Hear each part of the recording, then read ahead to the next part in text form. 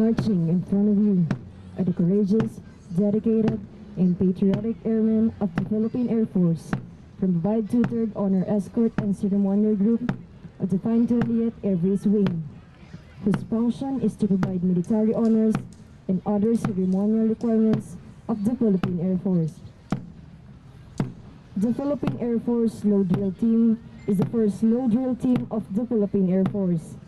The uniqueness of their drill embodies integrity, service, teamwork, excellence, and professionalism, the core values of the Philippine Air Force.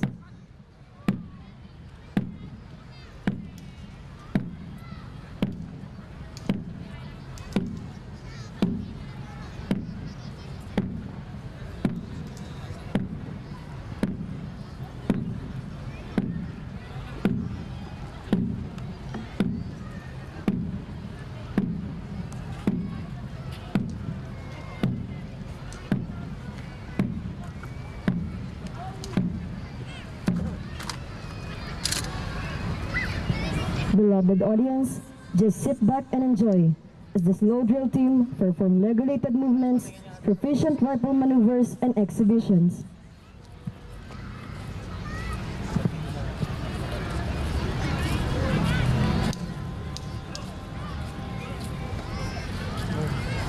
Ladies and gentlemen, the Philippine Air Force Slow Drill Team. The history of slow drill dates back from time immemorial. It is an armed, modified routine, consists of intricate precision, marching sequences, along with complex hand movements, performed by various armed forces drill teams. Its first documented performance was on 1893 by Haji Sheriff in the Midway Plaisance of the World's Columbian Exposition in Chicago, Illinois, using the 1853 Enfield musket as its rifle. The primary purpose of the slow drill was to exhibit military discipline among the ranks and to express the nation's power through military drill performance.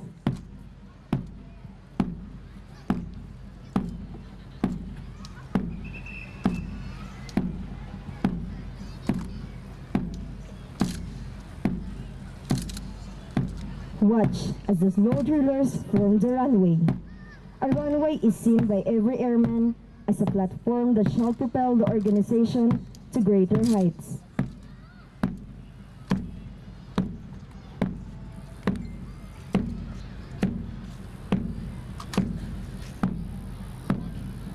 The M14 rifle which the drillers are using was formerly the United States rifle, 7.62 mm M14.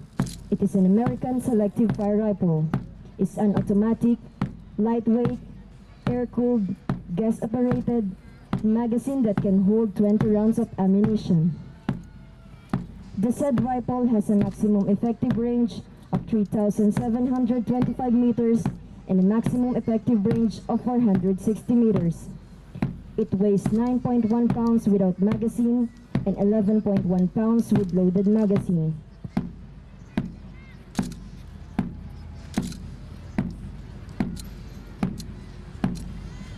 The rifle served briefly during its tour in the Vietnam War and became the primary weapon until it was replaced by the M16 in 1967 to 1968.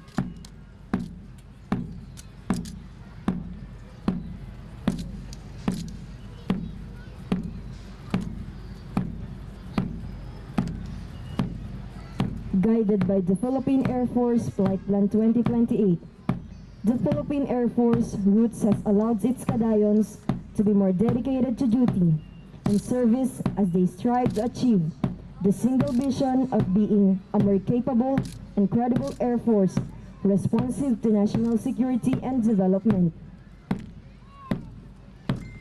Forming two circles demonstrates the contrasting, divergent, and unpredictable life in the service. This formation goes to show that although choosing the life of duty innately comes with a great price.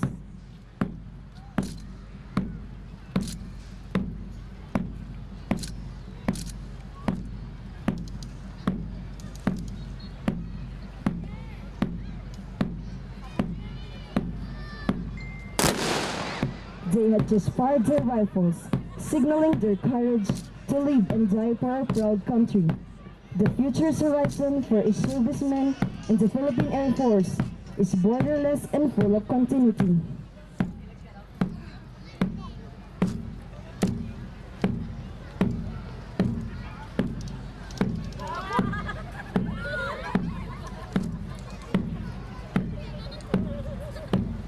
The flight is the basic unit of inspection.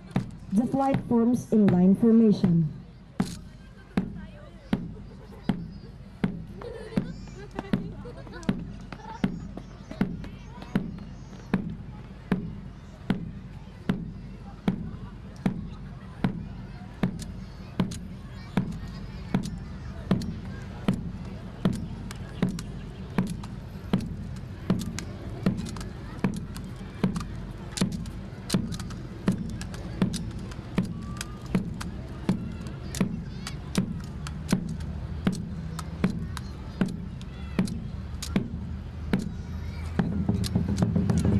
The Philippine Air Force has to be able to achieve effective and excellent interoperability and integrated defense capabilities with other units and branches of the AFP. Therefore, our airmen has to be versatile, quick to adapt, able to achieve great synchronization, and quick reflexes to accomplish AFP missions.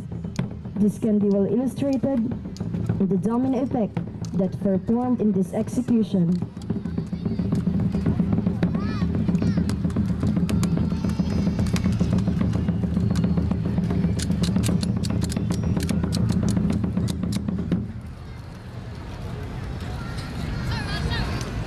The flight leader will now inspect the flight in its own area under special conditions.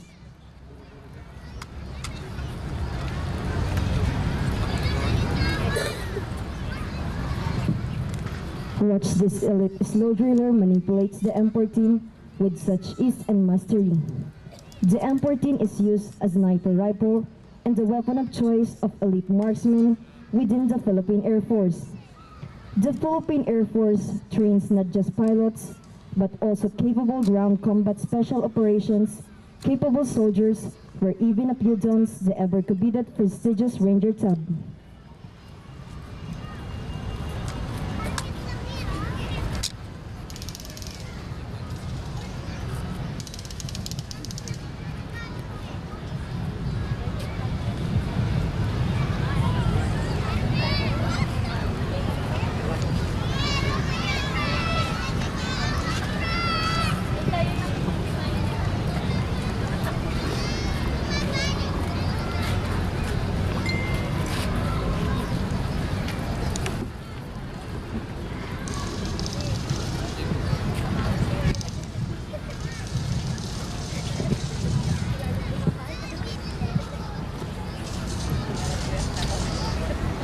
Airmen in the organization are trained to perform multiple tasks and responsibilities. As a highly technical force, the Philippine Air Force should be skilled in many areas and not just in their expertise. As mandated by our Constitution, the Philippine Air Force are primary arms of the state to strengthen the spirit of patriotism and nationalist consciousness among the military.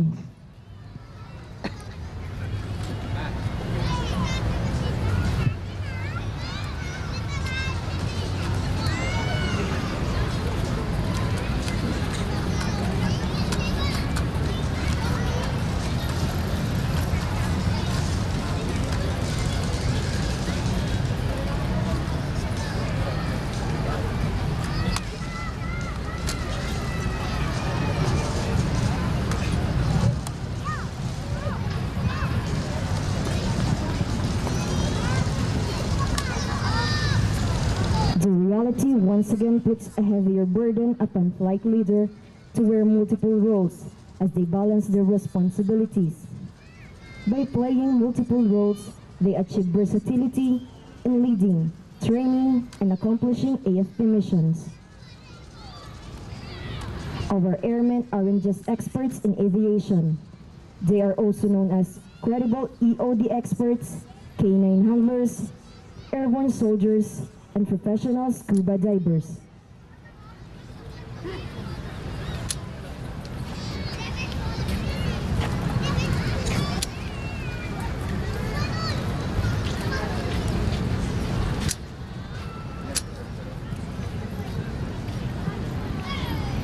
Since the establishment of our military institutions, drills have been a key facet of the discipline and teamwork embodied by our airmen. The fundamentals of coordinated movements and keen attention to detail have been instrumental in developing in them the basics and essentials of becoming airmen of the Philippine Air Force.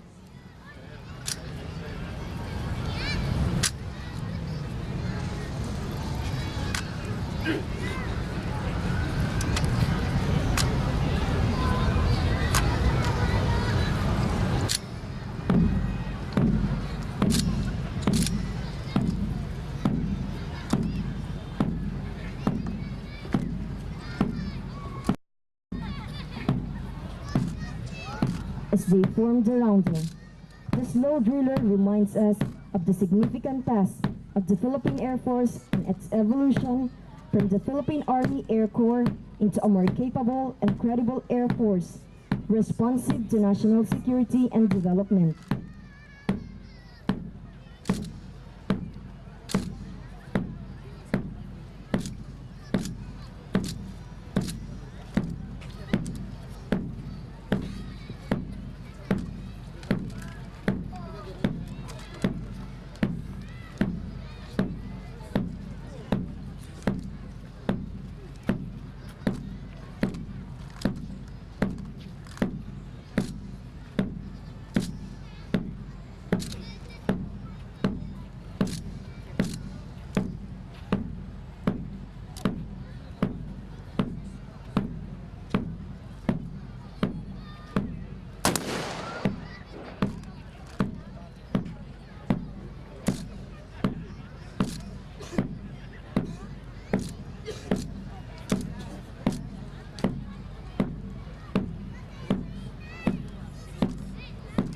By raising their rifles up in the air, the slow drillers recognize the high expectations for the Philippine Air Force today.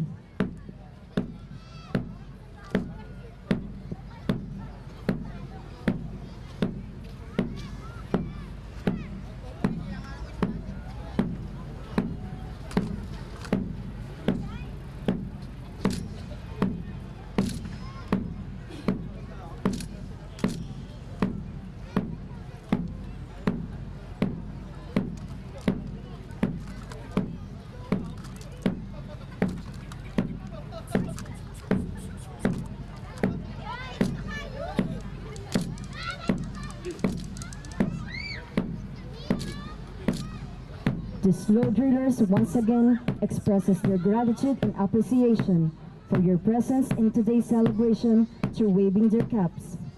It has been a privilege performing our slow drill exhibition today in front of our guests. But much like everything that has come to exist, today's show must come to an end.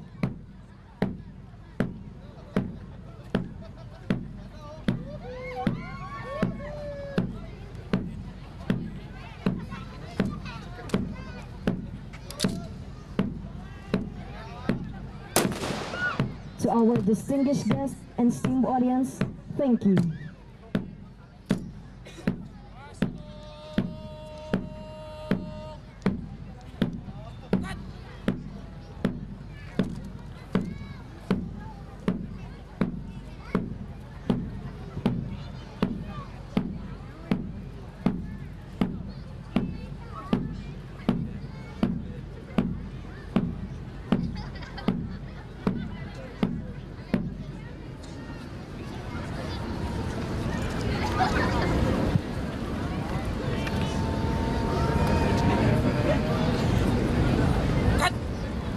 That ends the slow drill exhibition of the Philippine Air Force. To all our audience, we hope you enjoyed the show. Thank you and good day.